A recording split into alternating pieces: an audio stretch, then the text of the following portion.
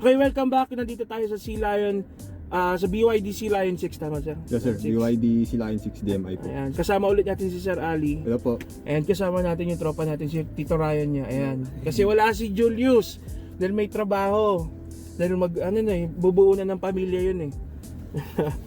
Okay, so again, mamaya we'll go into detail yung specific features niya and everything. Pero for now, habang nagte-test drive, ang pag-uusapan lang natin is yung ride performance. Diba? So, ayan, forward natin natin. Yung. Okay, sir. So, ano tayo? Press yung brake sir, tapos drive po. Yeah. Sagad sir. Isa lang na. Yes sir.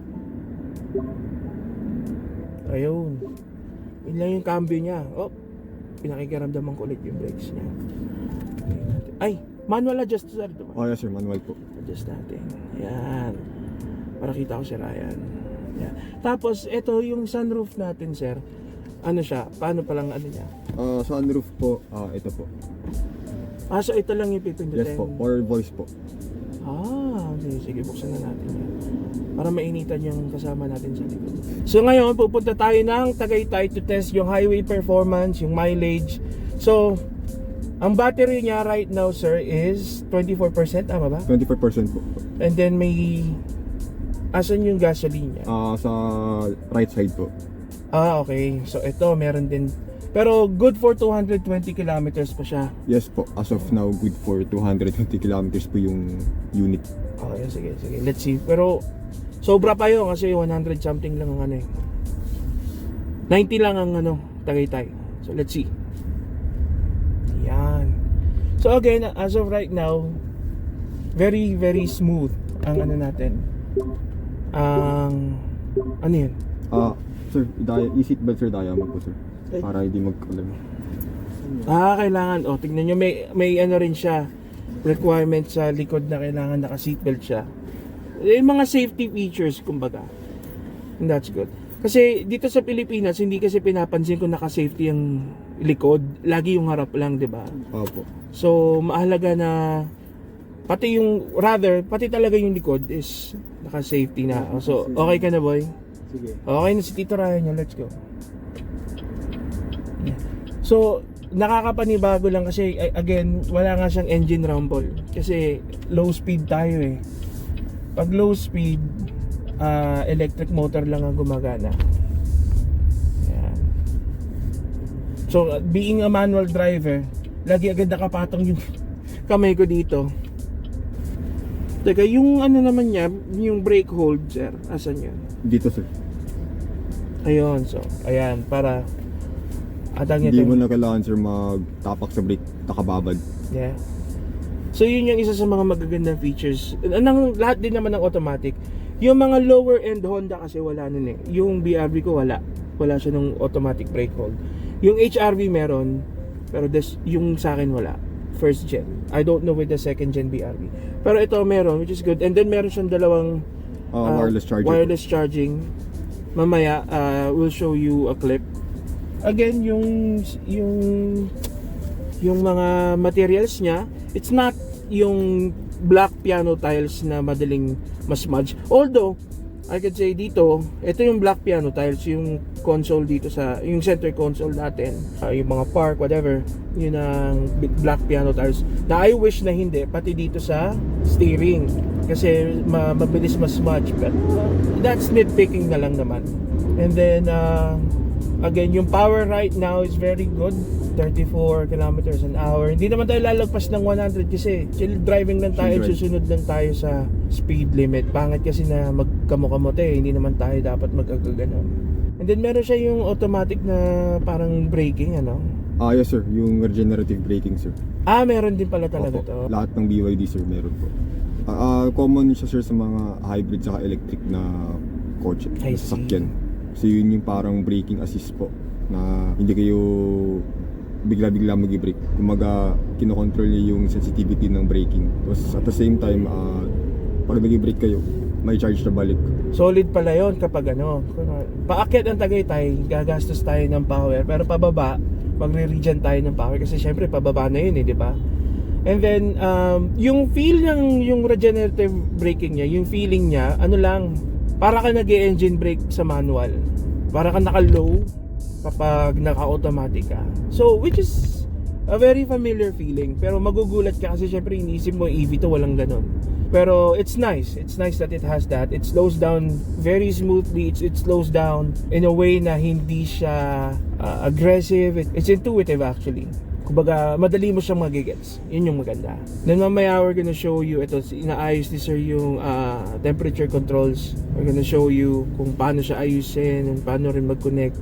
Mamaya natin kukunan yan. Pero right now, everything is very easy to like access. Pati yung pagbukas ng hatch sa likod, we're gonna show you kung nasaan siya later. And then yung controls niya sa side mirrors, everything is good. Mga sir, accessible lahat. Like hindi ka maghahanap kung paano, or parang again it's intuitive in a way na parang binibigay niya na sa'yo, eto na yung kailangan mo. Kasi yung iba hanapin mo pa, ito hindi na. So today we're gonna test it both on highway and medyo city. So right now we're on a city drive, typical city drive, yung may traffic, may stops and everything, para makita natin. Again, ang PHEVs, nakakagulat kasi nung in-explain ni sir, ano ba yung huling coaching ina natin, yung may 30 to 40 na Kilometers per liter. yung fuel efficiency. Seal 5 sir. Ayun, yung Seal 5 kasi DMI sir. yung Seal 5 DMI kasi 30 siya sa highway, 40 siya sa city, tama? Yes po. Ito naman, ilan ang fuel? Same lang sila sir kasi parehas lang sila ng kilowatt ng battery. How about yung weight? Ano mas magaang? Yung Seal 5 kasi sedan si Seal 5. Ito kasi sir SUV. Sige, so we'll show you on the screen yung exact figures ng weight. And then, so yun yung fuel efficiency. It's around 30 to 40 kilometers per liter. Pero, paano kung let's say, every night i-charge ko yung battery, tapos every night, as every day ang travel ko lang is around 10 to 20 kilometers. Tapos hindi ako lumalagpas ng 80 kilometers an hour yung takbo. So, hindi na nagagamit talaga yung engine, di ba? So, yun po. Sa city driving po, expect nyo po. Dito sir sa Sea Lion o kaya sa Seal 5 or sa ibang DMI models namin, hindi ka gagamit ng gas pag sa city kasi more on city driving ka lang eh. So, traffic saka hindi ka naman pupaspas ng 80 kilometers per hour more. So, expect na talagang electric lang yung ginagamit. Kasi yun nga, chill drive ko lang. Saka stop and go traffic lang yung halos niya, traffic. So talagang that leads na matipid talaga si DMI pagdating sa city driving. Ayan. So maganda yung explanation ni sir para mas magets natin yung capabilities ng Sea Lion. This is a 5-seater, tama? Yes sir. 5-seater po si BYD Sea Lion 6 DMI. Actually, dito sa likod, comfortably, nasa gitna ka, boy. Yes. So tingin mo pag may katabi ka dyan na dalawa, comfortable naman, Oh. diba? So paano kung may katabi kang dalawang ako? Pwede pa rin. Pwede pa. Pwede pa rin. Maluwag, so as yung kasama natin said, kaya yung likod kahit dalawang ako, isang siya. Ano siya eh, parang 30-30-20 split yung gitna. Tama ba? Yeah, mga ganun po. 30-30-20 split po yung likod niya sir. And then yung likod, mamaya pakikita rin natin yung cargo space. Pero wala namang mode dyan na pwede mo lagyan ng upuan yung likod, yung third row. Wala sir. Hindi kaya sir kasi talagang Hindi enough yung headroom din. hindi enough yung headroom. Tapos yung syempre yung weight nito, yung weight capability nito, ang kaya lang niya buhatin is Pang 5 5 people, people lang talaga. I see. Thank you, sir. So, maganda may clarification na ganun lang yung pwede natin gawin. So, sige, tayo lang natin to. Tayo rin naman na yung mag-go. Ano? 9. So, Mamaya pa yun. 1.5 hours yung Kasi biyahe coding natin. pa sir. Ha? Coding. Coding ba to? I mean coding ngayon. Kasi 8 to 10 yung coding diba sir? Kaya siguro medyo okay pa yung traffic. Ay, wala nga palang coding to, no? Wala pa sir. So, EVs, right now, as of filming, wala pang coding. Anong explanation dun, sir? Alam mo ba? Opo sir. So sa walang coding kasi sir, nagpatupad a few years back kasi Senate ng yung EV law. So yun po yung law na wala pong coding yung mga EV tsaka hybrid. Siguro this is the way to promote yung mga EV. Kasi po, meron pa po si Philippines po sa if I'm not mistaken sa Paris yata yun, na kasama si Philippines sa global na i-promote yung EV. So yung way para i-promote ang EV, syempre i-exempt sa coding para mahingkayat or ma-encourage yung mga tao na mag-EV na kayo, para syempre iwas coding, tapos at the same time yun din ma-promote din yung tipid ng EV compared sa gas. At the same time syempre para mabawas na rin yung mga consumer sa gas, para rin ma-control yung pollution ba? yung price, CO, ano? yung price, para malaro-laro yung price. Syempre kasi pag bababa yung demand sa gas, mas mura. Yun ang nag-lead dun sa EV law, sa exception ng EV sa coding. Kaya thank you sir. So ako actually hindi ko alam yung law na yun. Nagtataka lang ako, ba't nga ba na-exempt? So at least nabigyan linaw ni sir. And then also question sir, meron ba tong lane keep assist? Yes, meron po. Si Lion 6 ay meron din keep assist. Okay. Yun ang isa sa feature talaga na gusto ng mga users namin sa Sea Lion, is yung mga safety features like yung lane keep assist. Lalo na sir sa mga baguhan na driver. Malaking yun eh. Ako, I've been driving vehicles for more than a decade na. Mag-decade and a half na actually. And paminsan-minsan, kahit pa paano, nawawala pa rin talaga ako sa lane. Nagkakamali pa rin ako in everything. Pero with yung sa safety features natin, nakakatuwa na meron to. Kasi nga, it helps you na, lalo na ngayon with NCAP, it helps you to be safe. Plus, na walang huli. Alam mo yun, para iwas huli ka. Kasi kung naka-lane keep assist ka na, mas panatagal loob mo na makakapag-drive ka sa EDSA na hindi ka uhulihin. Alam mo yun? Kasi ngayon, with the dawn of NCAP, maraming kinabahan na ayoko na mag-drive sa EDSA kasi ang dami ng huli. Bababla.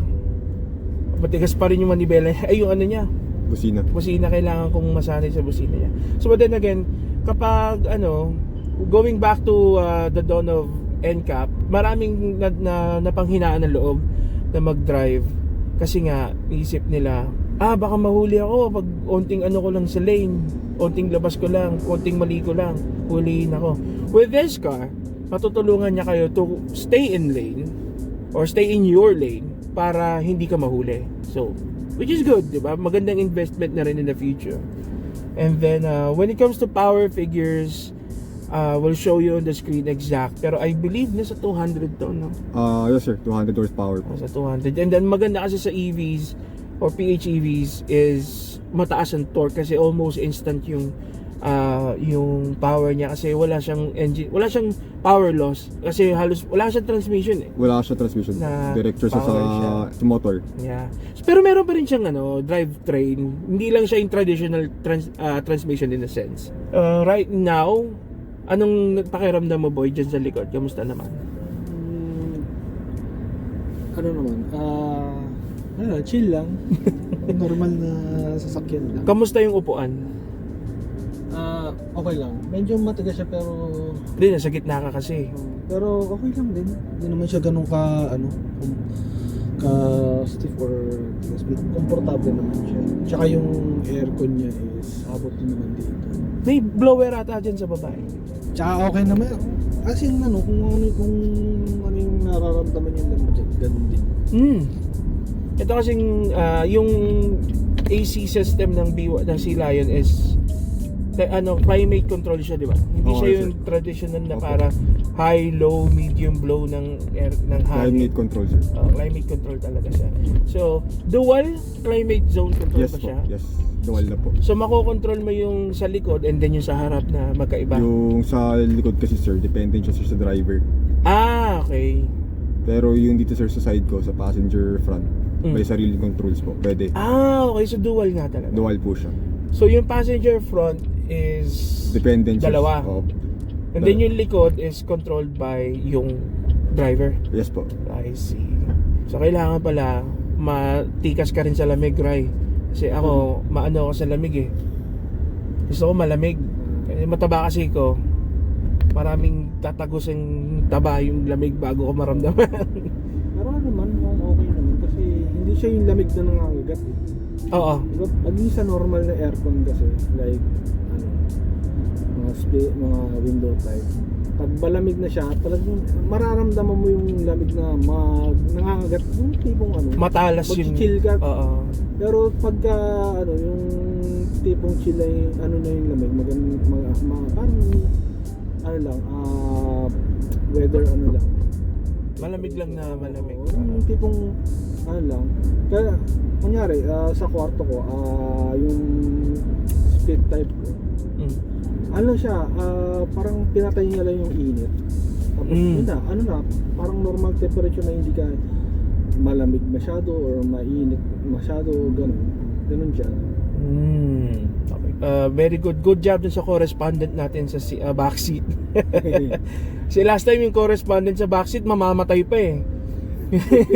Yung Julius, gagaganin siya dyan eh. Kasi last yung ibang sasakyan, malakas din kasi.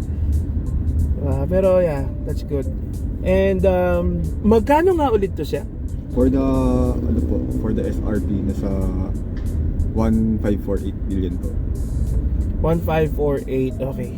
Sa cash basis, tama? Yes po, cash financing bank PO. I see. Applicable yung price dun sir sa tatlong payment options po. So again, para sa inyong mga nagtatanong dyan, merong financing ang BYD. Okay? So that like any other car dealers, ano rin sila, meron sila nun. So kayo, kung gusto ninyo mag-avail ng hulugan ng BYD, you can go ahead, just message si Sir Ali. We'll show you on the screen yung contact details niya. Feel free to message him kung gusto niya ng ka-textmate or ka-chatmate about BYD cars.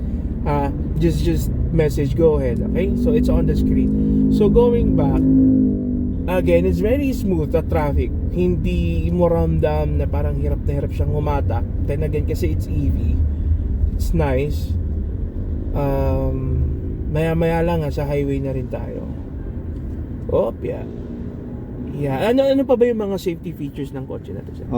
Yung safety features po nito is same naman po sa mga high-end or premium na brand tsaka models. So si BYD Line 60Mi naka ADAS na siya. So yung ADAS po consists of lane keep assist, emergency braking tsaka predictive collision warning. Saka naka 360 camera na rin siya. Tapos yung sensors po is front and rear po. So same na rin siya sir sa mga high-end models ng Ford, like yung Everest Titanium, yung Ford Everest Titanium 4x4, tsaka yung Subaru, yung mga Forester nila na medyo high-end, premium, top of the line, tsaka yung XV, tsaka syempre halos same rin siya sir sa mga European models na high-tech din, like Volvo, ganun. Volvo, BMW, Mercedes, Audi. So pwede siya sumabay sa mga in terms of features sa mga nabanggit kong models sa brand. Thank you ulit, sir. So by the way, right now I'm looking at yung sa hood natin and whatnot. It feels big talaga. Or rather, nakikita mo siyang malaki, pero it doesn't, well, hindi siya, parang feeling mo sedan lang din yung dala mo, pero kitang-kita mo talaga na malaki siya. But then again, when it comes to feeling naman, I believe na ramdam mo yung laki niya, pero not that much. That's what's good about it naman. Yung isa sa mga hinahanap natin sa mga compact SUV. Kasi compact SUV ang classification nito, tama? Yes, compact SUV po. Kumbaga, ka-level niya sa Honda si CR-V, sa Toyota ka-level niya sa Astrola si RAV4. Tapos sa Ford naman, ang ka-level niya dito sa atin is si Territory. I see. Wait sir. Ano ba to sir? All-wheel drive ba to or front wheel? Dito sa atin as of the moment, ang nilabas po yung meron kami is front wheel drive lang. Although merong all wheel drive sa China at sa Australia, pero wala pang official update kung ilalabas po ba dito. Let's wait sa update ni BYD PH. Okay, so dito sa the Philippines version is just front wheel drive according to Sir Ali, which is very good information to have. So soon, let's hope soon magkaroon na rin ng all-wheel. Pero the thing about all-wheel kasi, mas more power yung kakailangan, so baka maapektuhan yung fuel efficiency niya. Ano ko lang naman yun, in my opinion, in my mind lang naman yun. And speaking of, may RAV4 sa harap natin. Kung may coding to, anong coding nito? Friday. Ah, Kasi 0 po yung ending sir sa plaka. I see. Dami nga nagagalit, bakit gano'n? Bakit daw ang EV? Ganito, ganyan, walang pla. Sabi ko, ay nako, kayo mga tao, paka-inggitero nyo talaga. Tapos sabi, hindi, pang mayaman, yun. Sabi ko, mas mahal nga yung mga yung mga gasoline na kotse. Pag bumili ka ng GTR na Nissan, 8-10 million yon, may coding pa rin yon.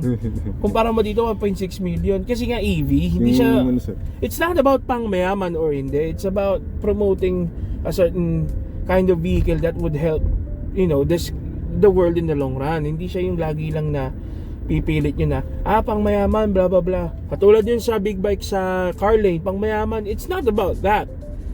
Sige, ikaw mag-drive ng big bike sa di ba? Pero ibang usapan naman yun. Pero, what I'm saying is, it's a good decision na meron tayong Evida Law, tama? Evida Yes Law. po sir. So, meron tayo ng Evida Law. So, malaking tulong din yun. So, yung mga tao ngayon, paisip sila, mag-EV na kaya tayo. Lalo na yung mga nagtatrabaho sa corporate, yung mga laging Makati lang, yung sa Makati lagi ang ang pasok Ang nila. ruta sir. Kasi wala kasi window hours sa Makati. Oo, Buong so araw yung coding nila. kung meron kang BYD, kahit yung Seagull lang or ito, at the very least, araw-araw meron ka talagang gagamitin, di ba? Hindi ka problema. Tama. So, we have to think about that kind of Pero pag dumami na rin ng EV, siguro tatanggalin na rin nila yon. Oo, to set expectation, hindi namin kinocommit na for the lifetime. Sinasabi namin, 5 years from this time, from now, 2025. So, baka 2030, magbago yung ihip ng hangin. Tama. May tanong pala ako, sir. Kasi may mga nakikita ko nilalabas na mga sobrang liliit na kotse pero electric. Di ko alam, legal ba yun sa highway?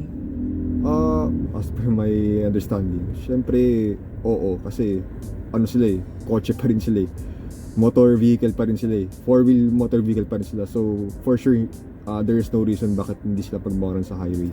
Basta siguro, kung safe naman yung driver, tsaka kaya naman makipagsabayan yung mga yun sa mga truck, sa mga normal na sasakyan. Siguro there's no reason ipagbawas sila sa highway. Kasi yun nga, sila, classified pa rin sila as 4-wheel motor vehicle. Pero, di ba dapat i-registro sila sa LTO yung mga ganyan? For sure, oo. Kailangan pa rin yung rehistro yun mga yun. Kasi yun nga, 4-wheel motor vehicle. At saka syempre, pag nag-drive ka nun, kailangan pa rin may lisensya ka. Oo, tama. Hindi laruan yung mga yun kasi yun 4-wheel motor vehicle, kumbaga nakaslalay pa rin din yung safety ng sarili mo as a driver, ng pasahero mo, at saka ng ibang motorista sa kalye. Tama. Kasi ang dami kong nakikita, yung mga maliit pa sa Wigo, actually maliit pa dyan, ng mga 4-wheeled electric cars. Actually, nga lang siya, wala nga siyang aircon, yung lang talaga, yung parang vent lang. Galing din ng China ata. So nataka ako, sabi ko, pero lahat ng nakikita kong test drive na within the village lang, yung mga ganon. So niisip ko, pwede ba ilabas ng national highways yung mga, or rather, yung mga kumbayan-bayan lang, diba? Tapos, well, at least na-explain mo. Pero sa tingin ko, unless i-register siya nga sa LTO, hindi mo siya pwedeng ilabas sa diba? Sa national highways. Again, for everybody's safety. It's not just, wow, lupit ko, sa gitna nagbaba, talaga naman. Nakita mo yun? Ako naman yun? Grabe, no? So, dito dadaan tayo ngayon dun sa, paano siya, yung revitalized na daan papuntang C5. Yeah, papuntang C5, pero hindi tayo magsi-C5. Gigilid tayo para bababa tayo dun sa expressway. Yung parang buwan ba dyan, ayos na? Wala na men, wala na yun yung pa dito, pakaingin, wala na, diretso na lang isa. So nakakatuwa na siyang daanan. Pero hopefully sir, dun sa mga videos na na-release natin before, may umano naman sa'yo, may kumuha naman para at the very least, diba, may saysay naman yung pagkuha natin. Meron din sir for sure. Sana naman.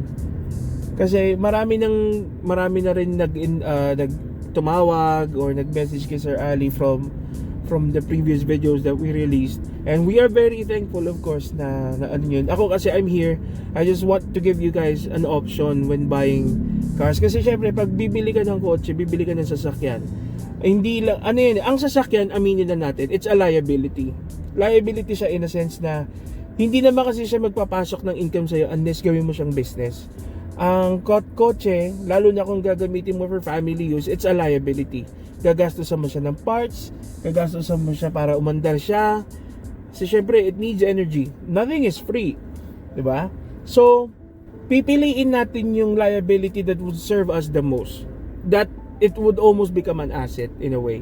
Kasi lagi natin sinasabi ng mga Pilipino, investment mo na yan. Kumuha ka ng sasakyan, investment mo na yan, or whatever. But I believe it's not. Iniisip lang nilang investment kasi it's a trophy ng pinagpaguran mo. But I don't think it's an investment unless gagamitin mo siyang pang business, technically speaking. Now, the reason why I'm doing this is I want you guys again to have an option, 'di ba? Kasi sa mundo natin ngayon, napakamahal ng gasolina, pahigpit ng pahigpit ang mga road rules, which is good para sa atin. Kasi nga para mapigilan din natin yung mga drivers na walang, yung very unruly ones, kasi dumadami na rin sila. And gusto ko magkaroon tayo ng magandang playing field. Alam mo yun, it's hindi yung lagi na lang big 4, big 3 ng mga Japanese brands. Let's somehow have options from other brands, and this is one of them that talagang I believe is one of the best. At the very least, you should consider when researching or looking for a first or a second car, 'di ba? And pero ganoon na rin kasi nakikita na rin naman ng mga manufacturers right now. Nakikita na rin nila na hybrid would be the next thing. So meron na rin ang Toyota ata nag-release na ng hydrogen powered engine recently. And then actually, ang Toyota, they have been working on EVs or hybrids since the 2000s. Hindi lang, they're not very big on it, pero they've been trying. Kasi they're trying to do it, and they're trying to give it in a way na hindi sobrang mahal. And that's what BYD actually did. They gave us an option that's not, priced na sobrang mahal. Kasi imagine this is a 1.5 million peso car. So, kasing presyo siya ng HRV. Malapit na siya sa BRV na bago. And then yung mga other, ang tawag nito, other MPVs or other, may ginagawa pala. Other, tawag nito, 5, 7-seater or compact SUVs.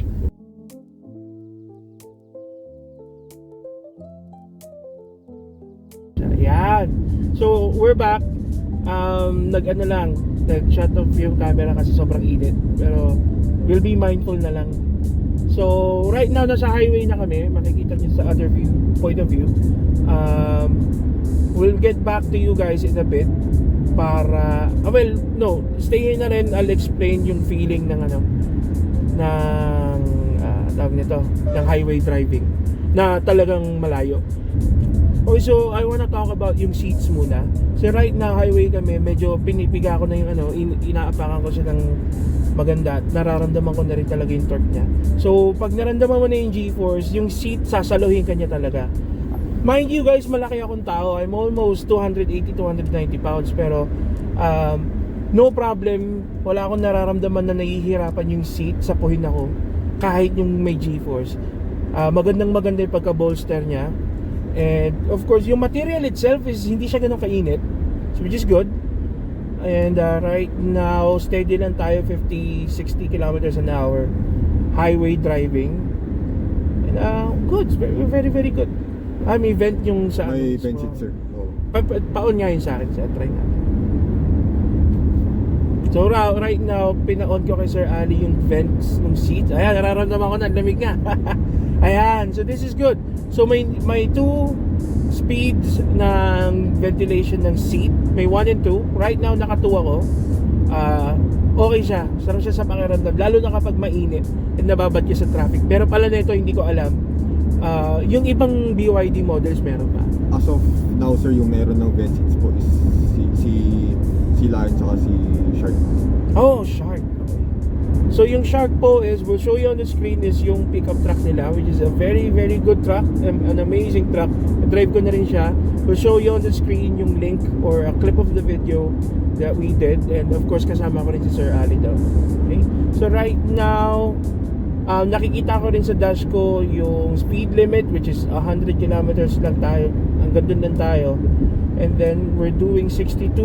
We have 199 kilometers left sa ano natin, sa charge natin or sa gas. We have 23% sa battery niya.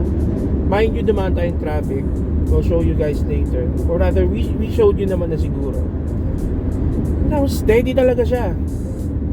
Steady siya. Very planted siya on the highway right now.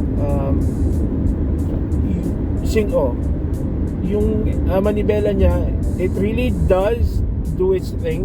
Ngayon ko lang naramdaman na it really does keep you in lane. Kasi kanina hindi ko pa siya masyadong ramdam. Ngayon ramdam, it is medyo may parang May lapit Bigil. siya. may ano siya may hindi siya laban may maliit na laban lang siya to keep you in lane. Parang nagaganon siya. Kumbaga by stabilizer siya. Oo. Pero mararamdaman mo siya. Mararamdaman mo siya na nagki-kick in yung ano niya. Pag nung nag-2 hands na ako, nung 1 hand ako hindi ko ramdam eh. No problem naman 1 hand din. Ayan. Kumbaga hindi siya sa self-driving, kumbaga parang Ayan. mga 10% lang. Oo. Pero nakakatuwa yung lane kasi talagang within the lane ka talaga. Diba? And then again, yung suspension is very nice. Wala pa naman tayong cornering. Mamaya mararamdaman natin yung performance niya sa cornering kasi yung dadaanan natin is Tagaytay Santa Rosa Road.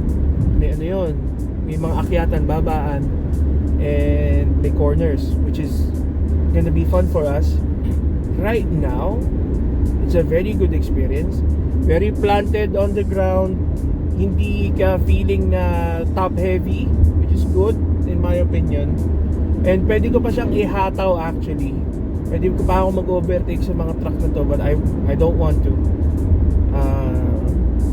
Kasi meron na rin nagbibilis na likod natin sa overtaking lane. Pero we might have to. Ang dami pa rin talagang pajero sa daan, ano? Akalain mo. Binenta ko yung ganyan ko eh. Ang hirap patinuin. Gastos. So speaking of yung gastos pala, yung maintenance ng kotse na to, sir, can you explain? PMS po is pag first PMS po after 3 months po ng purchase or 5K whichever comes first. Tapos after nun 1 year or 20K whichever comes first. Yung warranty, sir, can you? Warranty po is 6 years or 150K sa motor vehicle. Tapos sa battery naman po is 8 years or 160K whichever comes first. Thank you, sir. So at least na-explain ni sir yung PMS and yung warranty niya. So usually may explain nyo ba, sir, kung anong ginagawa sa PMS sa isang PHEV or sa isang pure EV na kotse? Sa your EV po, ang ginagawa po is software update saka diagnosis. Tapos if need na palitan yung mga fluids, palit na rin yun. Tapos yung mga moving parts like yung brake pads, disc brake, saka yung gulong, yun naman usually need pantayan sa pang ilalim. Same sa ano naman po, sige din naman po sa plug-in hybrid, pero ang kaibahan ng sa plug-in hybrid, since may engine siya, yung engine na nag-generate sa battery, need i-change oil.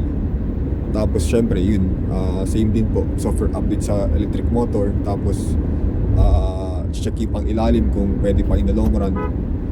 Tapos yung mga gulong, mga brake pad, brake disc, din i-check yun or palitan if need na palitan. Yung sa battery, mga ilang years ba siya? Common question po sa amin is yung battery lifespan. 10 years po yung battery lifespan blade battery or yung lithium iron phosphate battery ni BYD. Kaya po tumagal ng 10 years daw. Mandatory yung 10 years. Depende yun kasi sir sa gamit ng gumagamit niya. Pero So, ano, if I... So sa pagkakaintindi ko, worth 10 years of use. So hindi yung 10 years na maka 10 years lang yung sasakyan. yes sir, worth of 10 years of use. So pag yun ang average, tatagal yung battery. Pero kaya naman tumagal yun pag maalaga ka sa kotse, saka hindi mo niyalas pag yung kotse. So I'm expecting rin na yung battery nito is lithium iron phosphate or may iba pang As of now, yung battery lang ni BYD is lithium iron phosphate since yun sila kilala sa ganung type ng battery. Sila yung nag-manufacture nun, saka sila yung nag-develop ng ganung battery, which is yung lithium iron phosphate. Thank you. Ayun sir, sila yung kasabay natin. Ay, may isa pang silayan na humarurot doon, LTMB. Pero, eto right now, ewan ko kung makikita dyan sa screen. Makikita dito sa gilid, kapag yung hindi siya tachometer in a way, pero makikita mo kung ano yung state ng charging mo. So it's either nag-charge siya pag nagbe-brake ka or naka-eco mode siya or magpa-power siya. Naglalaro ako from eco to charge. Umalis tayo 25%, tama? Yes sir. Opo. 25. Tapos bumaba siya ng 22. Ngayon 26 na siya. Nag-charge. Nag-charge siya sir sa highway. Nag-charge siya, yes, because kasi matulin dito sa highway. So pag binitawan kong ganyan, ayan, nag-charge. 27 na. Tumataas pa. Kasi, di ba, tama ba sir? The last time kasi that you explained, ang siste would be first 100 kilometers, pag hindi ko lumalagpas ng 80 kilometers per hour, is electric motor lang ang gumagana. And then, pag lumagpas ka na ng 100 kilometers, magkikick in na yung gasoline engine. Yes sir, pag below 80 kilometers po, electric motor talaga yung gumagana. Lalo na pag talagang tama lang yung takbo mo. Pero yun sir, pag lagpas mo ng 80 kilometers to 100 kilometers, doon na magkikick in yung gas or yung engine para i-charge yung battery, para i-support yung speed na gusto nyo. So yung, kailan magsa-start yung kilometer 1 niya kapag tinurn on mo yung engine, gano'n? Kumbaga, kailan magsa-start yung 1 ng 100 kilometers? Yung first 100 kilometers mo, kailan siya magsa-start? Pag nag-turn on yung engine or kapag yung unang usad mo? Yung ano mo sir, usad mo pa rin sir, nakabase. Okay. So usad mo pa rin sir. So, paano kung, kunyari, ngayon babiyahe tayo, then pinatay ko yung engine, pag binuksan ko ulit siya, babalik pa siya, mag-reset to 1 ba siya? Depende kasi sir sa maraming factors din sir Kung unang factor din sir, kung syempre sa laman ng battery mo. So, pag yung battery mo sir is above 25%, tapos mabagal takbo mo, electric yun. Then pag yung takbo nyo po is more than 100 kilometers, tapos pero yung battery niya sir is above 25% pa rin, so for sure gagamit na yun ng gas. Kasi yun nga sir, hindi kaya ni battery i-support yung high speed na more than 100 kilometers, so kailangan niya humingi ng tulong sa gas. Then lastly, pag mababa na yung battery nyo, tapos tumatakbo ka pa ng more than 80 kilometers to 100 kilometers, doon talaga gagamit ng gas kasi talagang hindi na nakaya yun mababa na yung battery mo, tapos tumatakbo ka ng 80 to 100, so talagang imposible na kaya na ni battery sustain yun. So talagang sure na hihingi na siya ng tulong sa gas para yung speed nyo, i-support. At the same time, i-charge din yung battery. Medyo maraming factors kasi sir sa medyo marami kasing factors po sa kung paano gumagana yung battery at saka yung electric motor, saka yung engine or yung gas. Yun po. Okay, thank you sir. So, right now, what we're doing is, kasi yung gasoline niya, it's good for, umalis tayo, parang good for 212 kilometers, tama? Yes sir, apo. Right now, it's good for 190 na lang. And then tumaas, nag-27, now 26 kasi dire-diretso lang naman tayo. And what I'm doing is, I'm trying to stay below 80 kilometers an hour. I'm trying to stay at 70. Tignan natin kung hanggang saan tayo aabot, di ba? And kasi MCX. So, right now, bumabaybay kami dito sa highway. And overtaking power, easy. Nasa 103, 102 kilometers an hour na nga lang ako. And nagpa-flash na siya kasi nag-over over speed. So ibababa ulit natin. Pero may tanong si Rai. So I'm gonna talk about yung overtaking power niya in a bit. Ayun, natanong ko kasi kung kunyari, just in case na na-deplete lahat yung battery, pwede ba siyang itulak sa pinakamalapit na gasoline na charging station? Kasi compared sa manual at saka automatic, automatic kasi hindi kaya kahit i-neutral mo tayo. So sa sa manual naman, kaya naman natin. Pero sabi natin, ang katapat kasi rin ito, automatic, yung mga automatic. So, compared sa automatic, pwede ba siya itulak? Well, based on experience po, isang beses sir, yung isang demo unit namin na electric is si Dolphin. Nakawalan ko ng power yung kasama ko sa gitna ng daan. Sa labas lang naman. Based on experience yan, saka sa witness namin, pwede itulak. I-set mo lang sa neutral yung gear. Pwede mo na itulak yun. Pero hindi siya pwede palagi gawin. O worst case scenario lang siya kasi sisira yung mga pangilalim, sisira yung motor kasi parang pinipilit mo na paandarin yung kotse. So parang tawag din, sabihin natin na kunyari sa gitna ka na siraan or sa gitna ka na walang ng gas or battery, pwede mo po siyang itabi pero hindi mo siya pwedeng itulak ng malayo. Kung sabihin natin kung may makita kang charging station or gasoline, hindi ko pwede na ganun. Pwede ba lang siya maitabi? Well, pwede naman ilayo, pero yun nga, tulad sinabi ko, as much as possible, kung kaya mo na mas malapit para safe ka. Kasi yun nga po, sir, yun nga, mga viewers po, pinipilit mo kasi na parang paandarin yung kotse. Parang inaano mo siya, parang pinapersa mo siya, jumpstart. Talagang prone to damage pag lagi ginagawa. Pero So, pag worst case scenario, talagang naman. naipit ka, hindi naman siya magkakaproblema. Yun nga, tulad na sinabi ko, wag lang palagi gawin. Ayun, tama kasi sa Calax tayo mag-exit. So, going back sa performance, what I experienced kanina is yung overtaking power niya, definitely there. Ayun, Greenfield City, dun tayo mag-exit. So, yung overtaking power niya is definitely there. And, pero the best talaga to na maglalaro ka lang ng around 70 to 80 talaga. Pero kaya mo, pwede ka naman mag-90, pero malaki yung niya, damage niya when it comes to yung mileage. Kasi hinataw ko ng onte, bumaba yung 190 naging 186 agad yung onting hataw lang yun, diba? So but we're doing good naman. Aabot niya. At magre-regen pa yung battery nito mamaya. Kasi akit baba doon at sigurado din, lalo na sa pauwi, panay pababa yun, diba? We'll see. Anong state of charge nito sir right now? State of charge po is 25%. Ay, eto sir, explain mo na rin yung state of charge. So yung state of charge po nito, yun po na-explain ko sir dun sa C5 video natin na rin.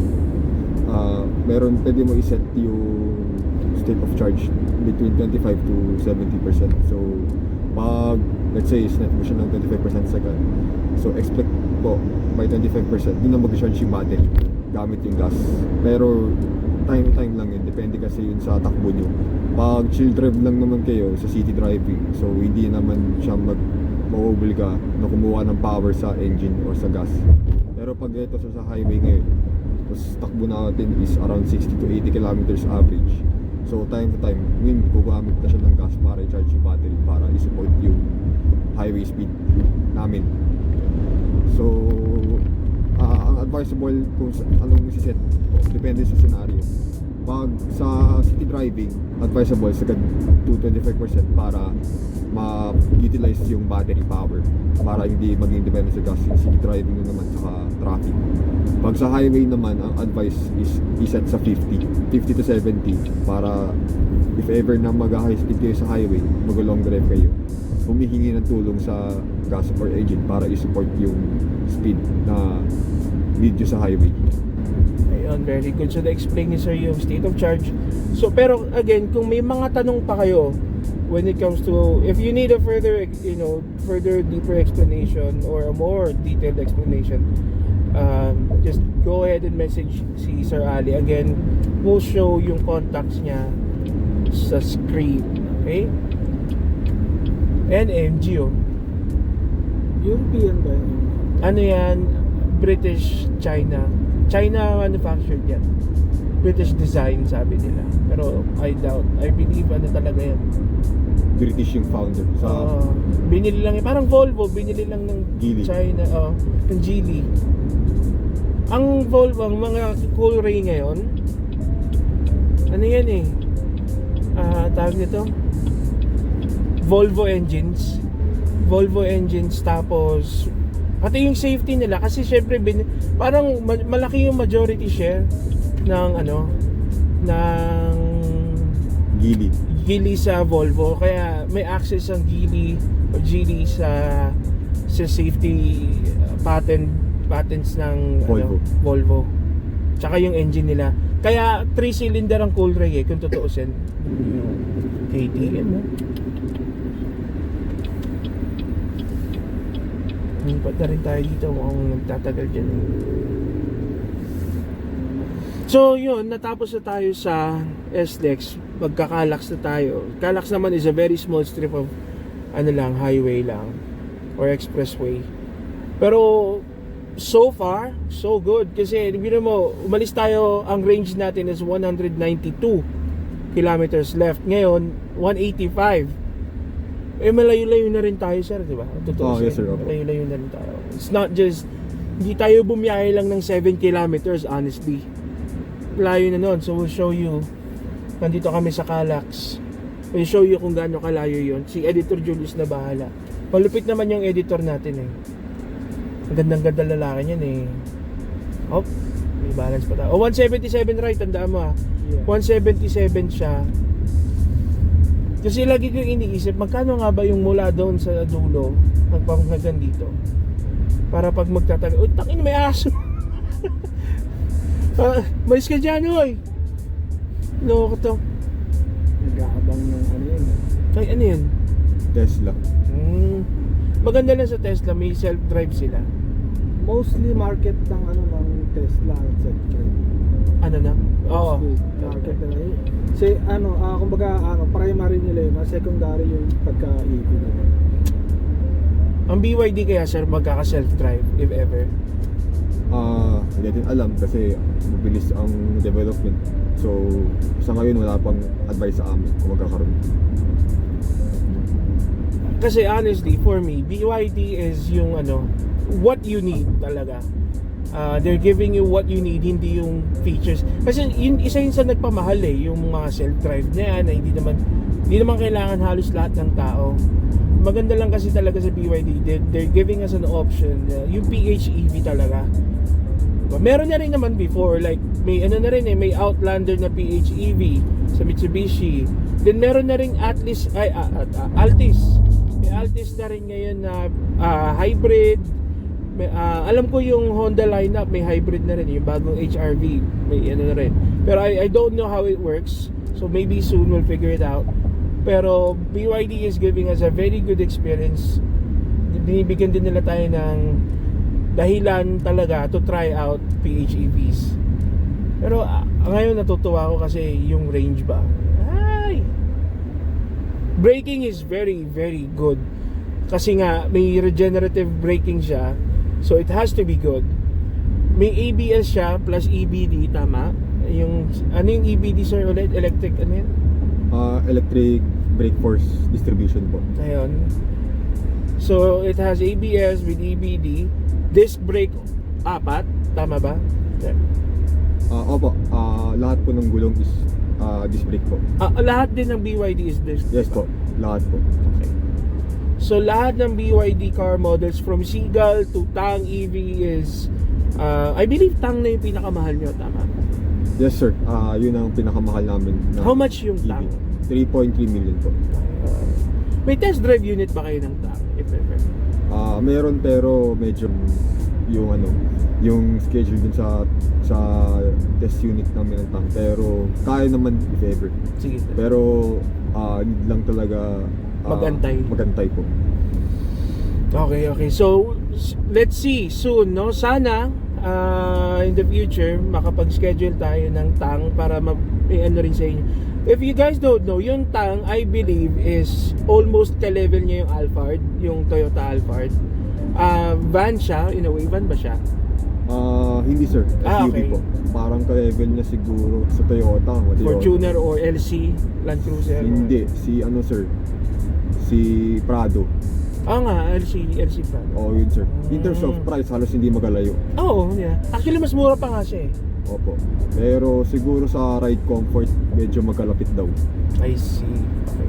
Yun. Sa Subaru yata, ang ka-level niya si Ascent. Okay. Yung 7-seater na SUV ng Subaru. Yun, sa Ford naman, ang ka-level niya, yung mga ganun po, yung mga Explorer, yung mga ganun. Mga mid-size compact SUV.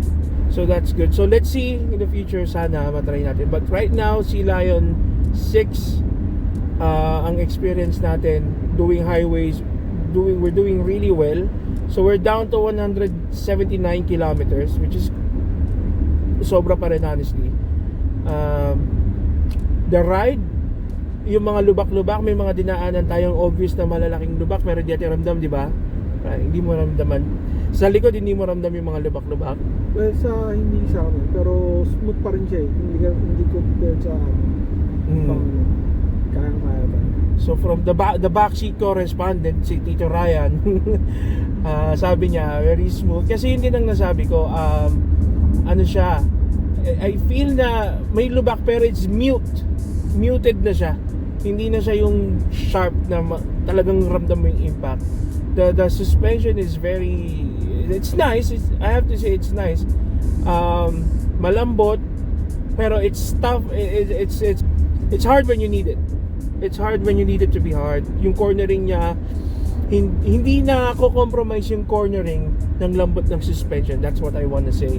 So that's good. Mamaya sa akyatan.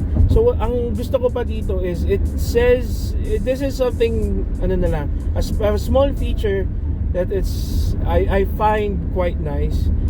So sinasabi yung temperature sa labas versus sa loob, tama ba? Kasi ano tong inside 8, outside 10 sir. Pero kasi dito nakikita 31, so 31 sa labas. Ano yan sir, yung parang siguro, yung air oil. So yung temperature sa labas right now, and it's actually saying kung saan tayo headed. So southeast. Yung hangin yan sir, yung hangin. Okay, that's good. Itong SE na to, tapos may arrow. Compass. Yeah, compass. So right now we're heading southeast. Opo. Kasi Okay. pasok mo talaga tayo sir. Totoo naman din. And southeast naman din talaga, tama pa, southeast talaga. So tama rin siya. This is good. So we're down to 175 kilometers. Kasi ito akyatan na to eh. Kaya nararamdaman na talaga natin bumababa yung natin. Pero don't worry, bababa din. Pag bababa, mag-charge tayo. It's good. Grabe naman. Kita mo yung Rai? Grabe yun. Inang trip yan. Bakit? Di ba? Bakit? Ang layo pa nung Siguro kung nagulat yun. Kawawa tong inikinat yan ng pangit tong Diyos ko po mga tao. Madami pa nga load yung nakita nyo? Nakita mo ba? Ang daming load nung siningitan wala sa 1,000 Tayo 77 na lang.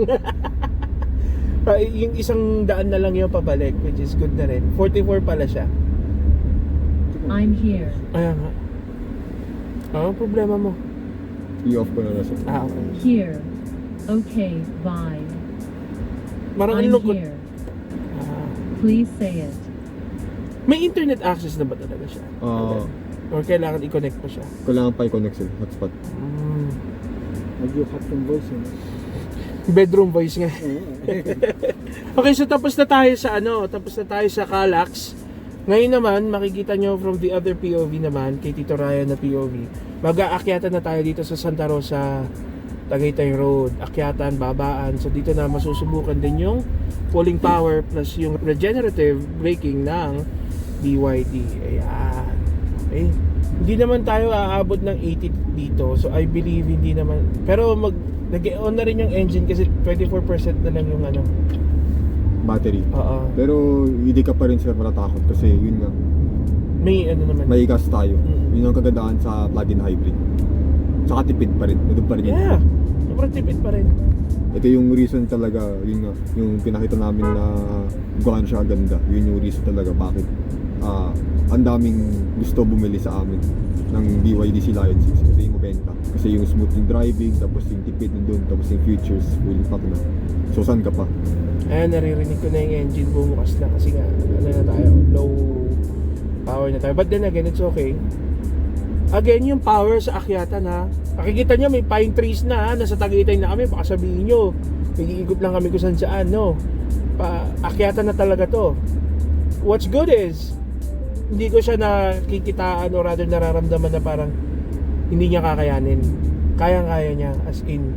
So, I explained to Sir Ali kasi last night na to see is to believe ang ano ng mga tao kasi iniisip nila hindi baka on paper lang malakas yan, baka on paper lang siya okay, blah blah blah blah blah blah. So kaya I was pushing for this kind of test is para makita nyo rin na yung mga ganitong takbuhan, mga ganitong akyatan is kakayanin. Kung Tagaytay kinaya, malamang sa malamang Baguio kakayanin din basta may gasolina and full charge, diba? What I'm saying is it has the power. So right now, easy, like hindi siya hirap and maririnig nyo naman siguro. Right now it's drawing what? 18 kilowatts of power, 23 kilowatts of power. And then nagre-regen pa siya kasi nga, ayan, bababa pa. Lahat ba? Hindi, wait. So balik tayo. Dalawa lang yung kotse nyo may regenerative, tama? Lahat sir, lahat. Lahat meron. Okay. So again, all of BYD cars, all of BYD EVs and PHEVs, lahat sila may regenerative braking. So that's nice at the very least. So yung mga kukuha ng pure EV diyan, pag nagtagaytay kayo or nagbagyo kayo, alam niyo may babalik at babalik sa power ninyo at the very least, which is nice. So nagsisilbi na nga siyang engine brake or safety feature. Nag-aano pa siya. It gives you back something pa. So it recycles power in a way. So hindi kaya talagang tipid na tipid siya. Okay, so ngayon we're down to 168 kilometers na lang yung range pero kaya pa rin yan. Nakita niyo po sir yung parang reason bakit talaga siya mabenta. I can see. Tapos number 1 siya sir sa market ngayon. Naging ano siya sir last year, naging car of the year po sa mga car reviews. Well, I can see clearly kung bakit nag-car of the year to. Kasi again, the power is there. The energy consumption or rather energy saving is there. The regenerative braking, yung fuel efficiency and everything, talagang solid. Nandito na lahat. And yung aircon niya, very good. Yung upuan, everything about this car feels premium pero you're not paying too much of a premium, which is good. Diba? Kasi bilang consumer, ang pino-point out ko lagi is, of course, gusto ko yung the less we pay and the more premium features we get is better for us. Kaya nga natutuwa na ako na may mga ganito ng products na lumalabas. Dati EVs and PHEVs hindi yan bababa ng ng 2 million or 3 million, di ba? The Outlander is around 2.8 to 3.3 million at the time. And then yung mga hybrid ng Toyota, wala pa nga hybrid yung Toyota before eh. Ngayon, because of BYD, the market is being challenged kasi meron tayong EVs that is 920k, tama? Yung Seagull? Yung Seagull po is at 898. So meron na tayong mga EV sa below 1M. 898. Opo. So 898 yung Seagull. And then meron tayong pinakamura nating hybrid which is yung BYD Seal 5 DMI, tama? Opo, nasa yung Seal 5 DMI Dynamic po. Papakita na lang yung picture ko ang itsura ng Seal 5 DMI Dynamic. Nasa 948k po. Ayun. So yun yung hindi premium. Yung premium version niya would be 1.1, tama? Yes po, yung premium po, yung test drive po nung nakaraan, yung video natin na Seal 5 dito po. Yun po yung premium, nasa 1198 po. So around 1.2 M na po siya. So see, BYD is shaking up the market, and that's very good for us consumers kasi since BYD's introduction to the Philippine market, nag-release na rin ng Toyota ng hybrids and yung Hondas. The new Hondas actually are now hybrids. Yung dati kasi nung bago pa lang ang BYD, ang hybrid lang ng Honda, as far as I could remember and from the top of my head, is yung ano lang, CRZ. yung CRZ hindi nga, nag-fail nga yun eh. Yung CRV, wala na kasing pinace out agad din yung CRZ eh, kasi hindi siya pumatok. So yung CRV, nagkaroon siya ng hybrid option, doon pumasok ang BYD. And then now, yung hybrid options is bumababa na. So nagkaroon na rin ng HRV na hybrid. And I don't know if the BRV has an hybrid na rin. Pero as far as I could remember din, meron na rin Toyota hybrids. Well, yung Altis meron na for a few years na. Meron na, pero mahal pa rin ang hybrid ng Altis eh. Parang 1.5, 1.6 ata. Pero papakita na lang ni Editor Julius yung exact prices if I'm wrong. Now, meron din ni-release na ata. No, I don't know kung meron na ring mga 1.5 million worth na. Ang RAV4 ata, I believe is hybrid na rin. Sa 2M. Pero nasa 2 million ng RAV4 na hybrid. So, if you're thinking about na yung ganito lang na price range, BYD is your best option, which is not bad, di ba? Na kanina napag-usapan din, bikers, padjak. So, ganda ng braking. So, kanina napag-usapan din, natanong ni Tito Ryan ninyo, yung 10 years worth of use. Okay, magkaiba siya sa 10 years span of time talaga. So, the battery is good for at least 10 years span of time. But then again, if depende sa usage ng tao, magiging 10 years worth of use siya. Kasi if you use it na lagi kang hataw ng hataw, of course, bababa na rin yung yung life expectancy nung battery. Kasi yun talaga So let's say, sir, dumaan na yung 5 years. Kailangan na palitan yung battery. Kaya bang palitan ng BYD yung battery? Kaya naman, sir, kasi yun nga, sir, dahil si BYD nga, sir, yung nagpasimula ng lithium iron phosphate battery, tapos specialist sila yung battery. So kaya naman, sir, pero 5 years parang too early. Too early, I see. Lalo na pag gagamitin mo lang yung kotse short distance halos, hindi mo lalaspagin. Parang 5 years feel ko okay pa yung health ng battery. Give it siguro mga 10 years. Okay. So, sige sir, 10 years siguro. Let's say 10 years. So let's say 10 years sir. Kung ngayon, nako. So, okay, going back. Kung let's say lang naman na kailangan ng ngayon palitan yung battery, how much would it cost kung papalitan yung battery sa economy ngayon, sa price ngayon? 30 to 60%. Paano 30 to 60%, sir? Siguro Yung price? yung price ng battery kasama na labor. Siguro siya, within the warranty, wala kang, syempre hindi maglalabas ng pera Okay. yung consumer, yung buyer. Let's say 500 to 700k Okay. yung cost ng battery. Yung ilalabas ng mismong dealership or mismong planta. Mataas pa rin talaga. Oo. Again, so dahil nga may warranty siya for 10 years, tama? 8 years po. 8 years. Dahil may warranty siyang 8 years. So if within 8 years nag-fail yung battery, like totally fail, gagastos ang planta ng 500 to 700,000 Philippine pesos para mapalitan yung battery mo. Hindi ka gagastos kasi nga may warranty ka. Pero in the event na lumagpas na sa warranty siya, ganun na rin yung price range na babayaran ng owner kung papalitan niya yung set of batteries niya. For sure sir, by that time sir, mura na. Kasi Okay. yun nga, ngayon nga dami na naka-BYD na EV, plug-in hybrid, much more in the future. Pero depende pa rin kasi yun sa supply sa demand. Pero for sure, pag pataas yung demand tapos dumadami na rin yung supply ng mga parts, especially yung battery, for sure may mga OEM Yeah. na battery na ilalabas na pwede siya maging option para sa mga gusto na hindi masyado masakit yung pulsa if ever na hindi na i-replace yung battery. So yeah, for sure naman may mga options naman na mura in the future when it comes to battery. So, ibig sabihin po, hindi maigpit si BYD. Kunyari, gusto mong i-DIY yung pagpalit ko ng battery. Hindi siya maigpit. Kumbaga, pwede kang ikaw na lang mismo. As long as na may budget ka or may makukuhaan ka ng parts. Sa ngayon sir, syempre since bago pa si BYD sa market, tapos halos lahat pa is within the warranty, syempre may higpit pa. Kasi yun nga, iniingatan nga yung warranty. Tapos as much as possible, syempre gusto ng mga service ng mismong planta ni BYD na yung mag-service ng kotse, sila yung makapasado yung kotse.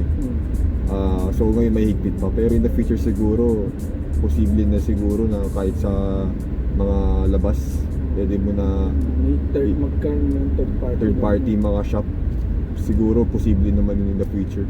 Kasi yun nga, padami na yung demand.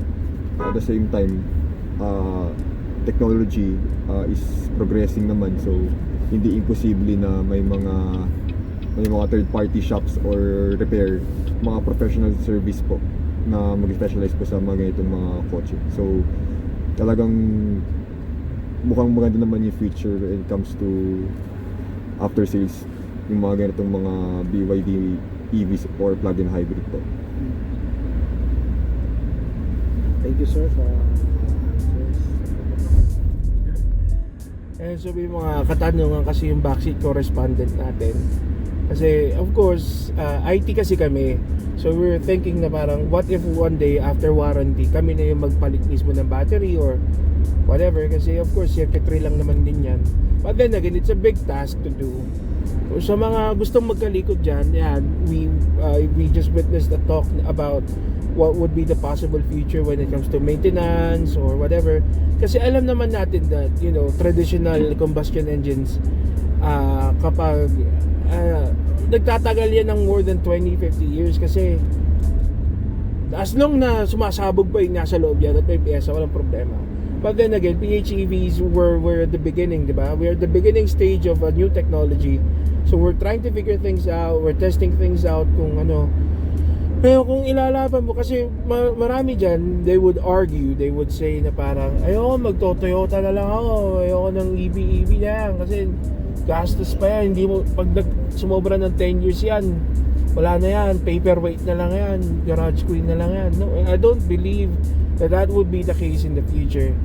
Kasi everything has to be, something has to come from something eh. Hindi siya yung basta-basta lang na pagdating mo, ano agad, or rather pagpasok nila sa market, or pagka-introduce ng technology is stable na agad. Even combustion engine cars, it took time para maging ano sila, alam mo yun, para maging stable and, you know, reliable.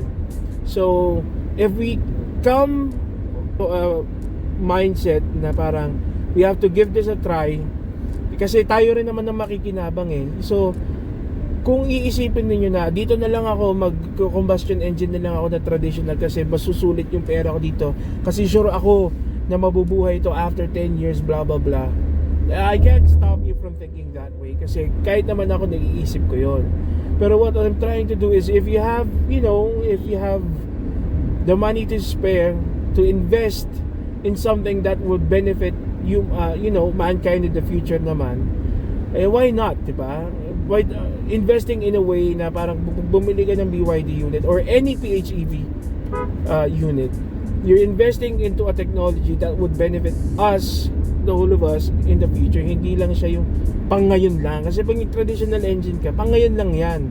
Pero hindi ko kayo masisisi kung if you want to think that way or if you're thinking that way. Kasi syempre, pera nyo yan. But what I'm trying to say is, or what I'm trying to convince you to do is to invest in a technology for our future, for a better future sa mga magiging future generations. Kasi right now, CO2 emissions medyo malala talaga, and kaya nga pahigpit ng emission standards ng ibang bansa. Dito kasi sa Pilipinas hindi masyado pang pinapansin yun, kaya nga meron tayong Euro 3, Euro 4, Euro 5 compliant engines is because of emissions and whatnot. Kailangan kasi natin, we have to watch out for emissions kasi nga we have to take care of the environment also. Now, I know that some of you guys, meron din kasing problema sa lithium ion mining, di ba? So, hindi siya marami nagsasabi na, sige, makakatipid ka nga sa fossil fuel, pero yung production ng lithium ion battery is a problem still right now. But what I'm saying is, if we invest into these kinds of devices, or rather machines, mapifigure out natin na mabawasan yung excessive pollution. Hindi pati yung production ng lithium ion batteries, I believe we could somehow turn it around para hindi naman siya maging pollutant din, or hindi rin siya maging problema sa environment. Kasi right now, yun din ang concern ng mga tao, na yes, you could save up fossil fuel, mababawasan din yung ang tawag nito, yung CO2 emissions, pero meron pa rin problema sa production ng lithium ion batteries. Pero I think if we again support this kind of movement, maybe in the near future, mababawasan natin yung deterrent, or rather yung negative sides of productions, and maybe just maybe we could go for a pure green energy talaga. But we're getting there, and this is a very good transition, PHEVs, kasi again, it's the best of both worlds. Range of a gas engine,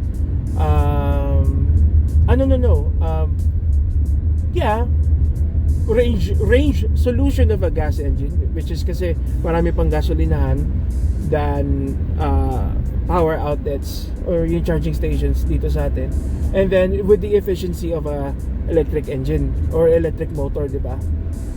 So right now, I'm feeling good about the PHEV industry and the future of BYD itself, and not just BYD, any EV manufacturers. Pero I'm rooting for BYD kasi of course nagagamit siya ngayon we're driving it right now, and it's very very smooth, no problem whatsoever when it comes to power. Nasa Tagaytay na kami actually, so alam niyo yun, hindi ko naramdaman yung makina na nahihirapan siya. And then we're down to 156 kilometers yung range natin. So we'll see. Maya kakain na kami, kasi ako'y nagugutom na rin.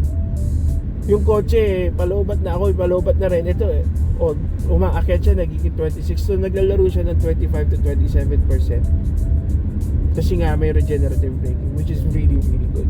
At least may bumabalik. Parang patay na nga yung yung engine Parang electric motor lang yung umaandar Engine sir, magamit pa rin yung engine. Okay, that's good. That's Kasi good pa rin. naramdaman niya sir na paakit tayo sir. It needs current talaga, it needs power. So there's a diagram here, mamaya pakikita natin din siguro pag nag-shoot. May diagram dito na it shows where it's giving the power to, which is of course sa harap. And I'll tell you guys, you don't really need a rear wheel drive car. You don't really need, lalo na kung pang araw-araw nyo lang. Marami kasi dyan naysayers, or rather marami dyan bashers ng front wheel drive.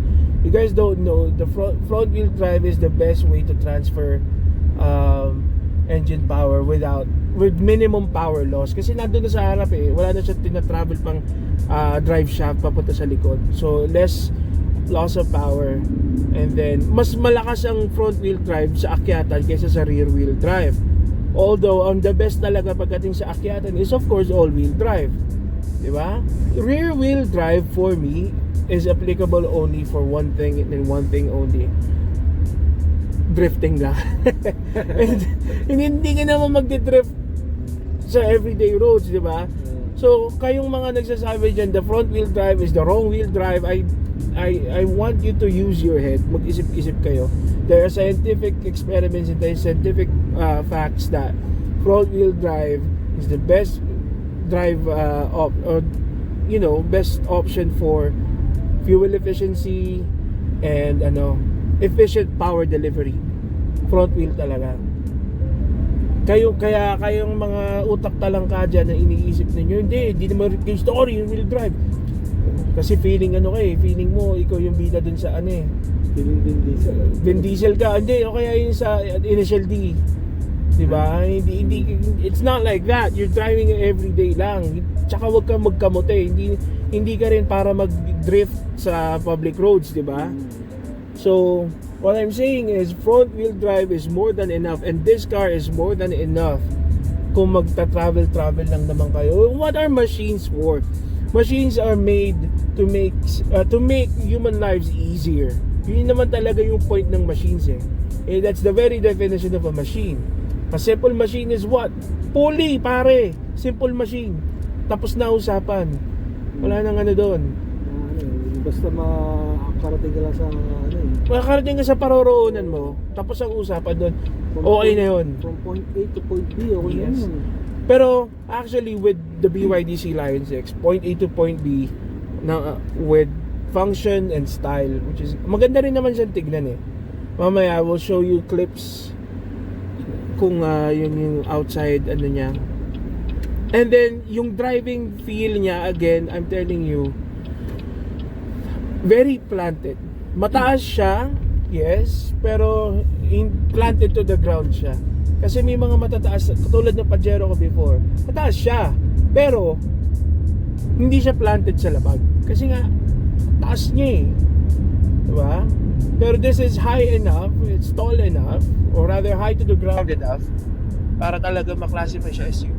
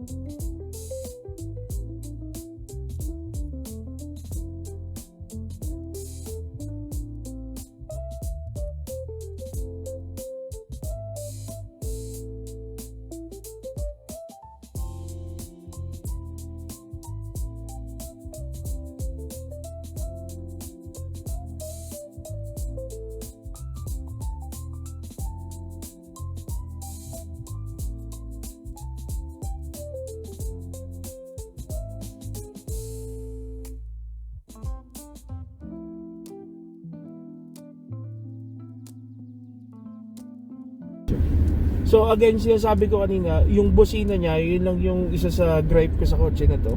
Pero naturo naman ni Sir Ali kanina, basta medyo pababa yung pindot mo, yung push mo, okay, gagana naman siya.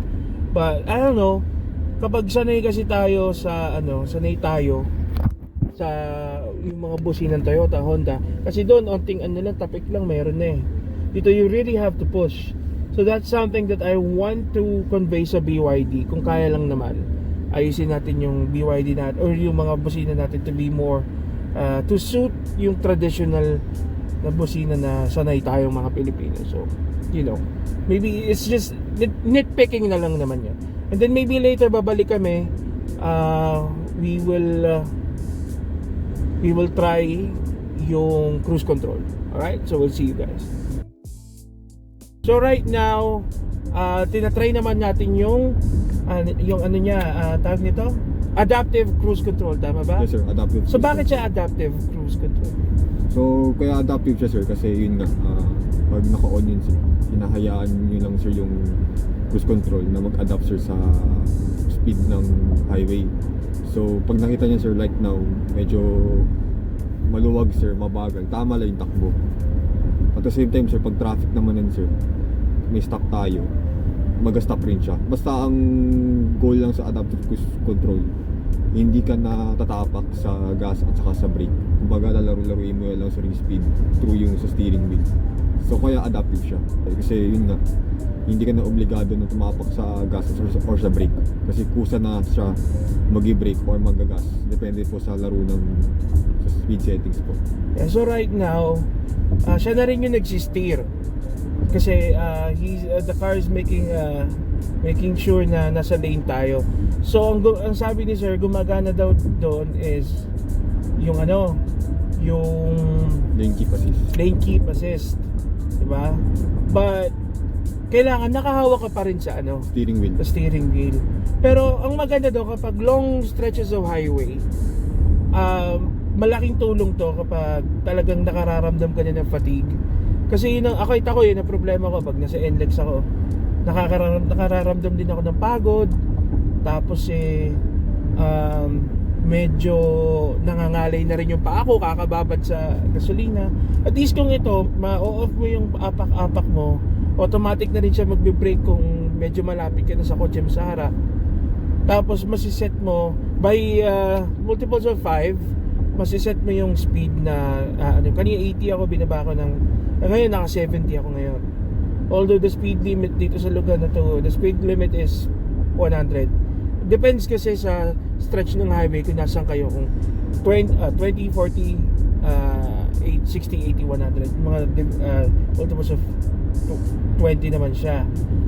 Now right now, wait, malapit na tayo sa so pag nag-deactivate na yung ICC kasi inapakan ko na yung brake. Inapakan ko yung brake kasi magto-toll gate na tayo. On natin siya ulit mamaya kasi isang mahabang stretch din yan. Although hindi ko na try ng naka-cruise control and then mag-change lane. Hindi siya advisable ganun sir. Mag-change lane ka sir, tatap ka talaga sir. Manual talaga. Opo, dire-diretso lang talaga sir first possible. Yung paggamit ng cruise control, silahin dun. Oo nga no. Nauna pa siya. Wait lang. Nauna pa siya. So, honestly, ngayon lang ako, may mga nagamit na rin ako may cruise control before. Pero ngayon ko lang siya inon. Kasi yung mga dati hindi ko ino-on. Although, isa lang yung Aerox na dala niya. Pero nakakatuwa din to. So we'll turn it on pag wala na tayong masyadong kalaban doon sa STX naman. Sa diretso naman din yun Sa na tayo, sa dulo na tayo ng bababa. Titigil.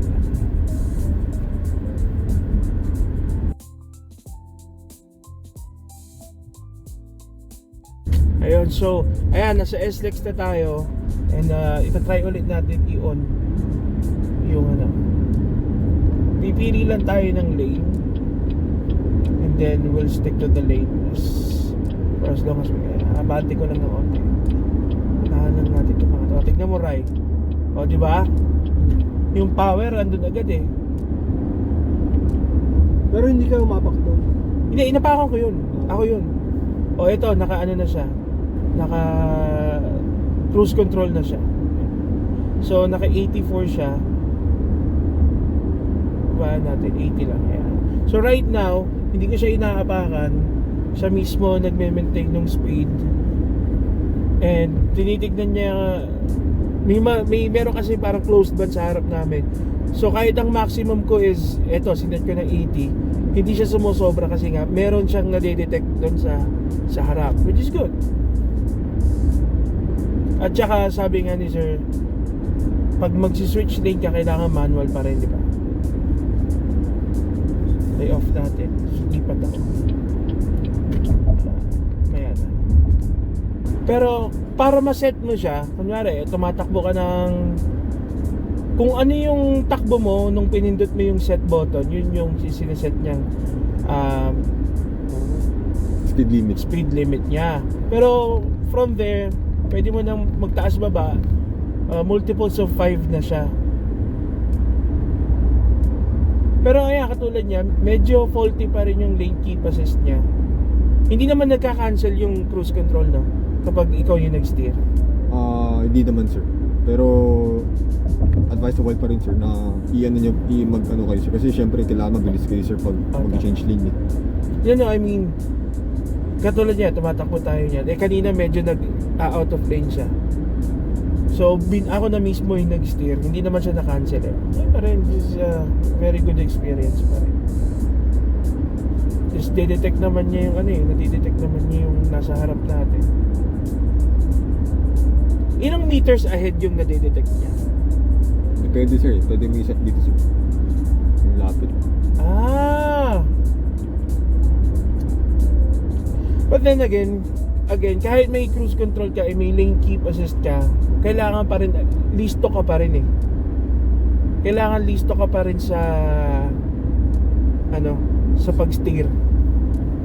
May limit lang kasi sir yun. Oo. Hindi mo yan pwede asahan fully 100%. Importante pa rin yung pagiging observant sa paligid. So hindi mo pa rin pwedeng i-depend sa kanya yung driving experience, or at the very least yung Safety. yung safety mo. So, kailangan ikaw pa rin talaga yung manual na Ikaw pa rin yung mag-control Oo. at the end of the day. Yeah. At the end of the trip. Ang maganda, nag-brake siya mag-isa kasi may pumasok sa lane. Siguro matataranta rin to kung yung singit kanining ginawa eh. break to, no? Oo.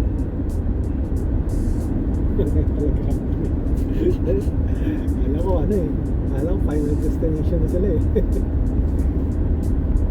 Ayun o, lumalabas pa rin siya sa lane eh. Pero okay pa rin. Pero para sa baguhan, feeling ko dapat hindi sila masanay sa ganito. Pero safe naman sila, which is good. In the long run lang, parang kailangan mo rin kasi isipin yung sarili mo eh. Paano kapag ibang kotse na yung gamit mo, di ba? Yung mga napapanood niya akong video na mga Tesla drivers, hindi na sila marunong mag-brake. Kasi nga inaasa nila lahat sa sasakyan. Technology. Oo. Tapos yun na yung una nilang kotse, kaya hindi na nila naranasan na gumamit ng tunay na traditional setup ng sasakyan. Diyos ko po, sabi ko, ay nako kayo. Pero pagka na-aksidente ka na, yung Oo, yun nga lang. yung sasakyan at saka yung manufacturer na pwede mo siguro. Pero swabing-swabi sir, as in, no problem. Naramdaman mo naman yung hatak kanina nung nag-merge tayo, di ba? Yung power nandun talaga siya eh. Oo. Kailangan mo eh. Smooth din yung delivery niya. Tapos wala kang iisipin sa kotse na to, basta i-maintain mo lang. Gamit lang ng gamit, basta may gasolina ka, may load ka sa highway. Wala kang iisipin talaga. Pero overall experience with the Sea Lion 6, very pleasant siyang i-drive sa highway. And then kahit sa traffic, di nakakapagod honestly. Hindi siya matagtag sa katawan. Very comfortable kasi una, meron din vent yung seats niya. So pwede kang magmalamig. Alam mo yun, para hindi pawisan ng todo yung likod mo, yung lower back lalo. Isa yun sa mga problema ng mga drivers pag long drive eh. So that's a very good plus. So nakakatuwa. Kung innovation lang naman and technology, BYD siksik na siksik, pero then again, let's just hope na ayan yung brake na yun, di akin yun pero ito yung mamanual ko na muna. Ayan. So again, ang kailangan lang talaga ng patunayan ng BYD is longevity. I think BYD has everything that it needs para to break through sa market natin, and they could really win Filipinos over kapag napatunayan na, well, time will tell, pero I believe that BYD can do it.